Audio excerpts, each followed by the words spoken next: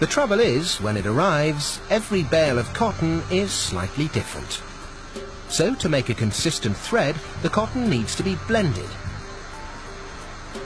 That process begins here in the blow room with bale laydown.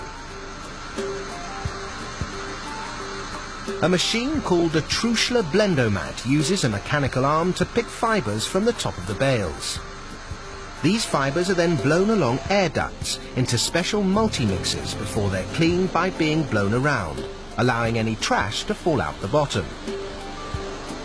The resulting fibres still don't look like thread, so it's then down to operators like Jose and his trusty DK760 to perform what's known as carding.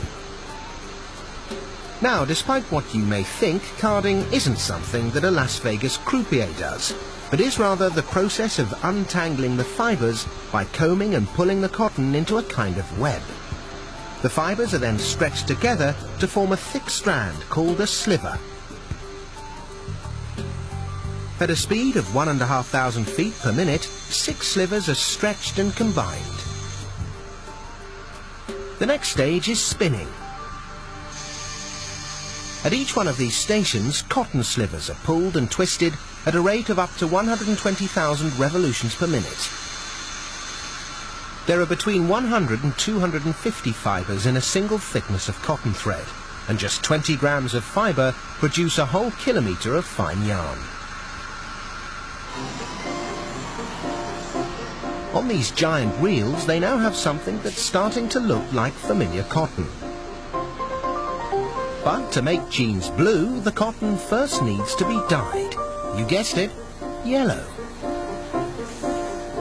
But don't panic, Ramiro the cowboy isn't going to end up looking like a lemon. The reason the dye is yellow is because indigo blue dye isn't water soluble. So it first needs to be mixed with a reducing agent, sodium hydrosulfite, and it's this that turns it yellow. Then, when it's removed, something magical happens. Normally the indigo bath is yellow, okay? But as soon as it has contact with the oxygen, it turns blue, as you can see in the surface of the glass. Because the bond between the dye and cotton isn't very strong, jeans gradually fade. But of course, if jeans didn't fade, they just wouldn't be jeans. The thread is treated with cornstarch to make it stiffer, then after a blast in a dryer, the cotton is ready to use. The trouble is, it's just a bit too blue. Denim originally got its name from a type of French fabric, serge de Nîmes, Nîmes being a city in France.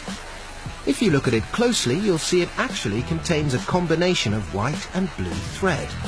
So, as the cotton is fed into the loom, it's blended with 1 strand of white to every 3 strands of blue.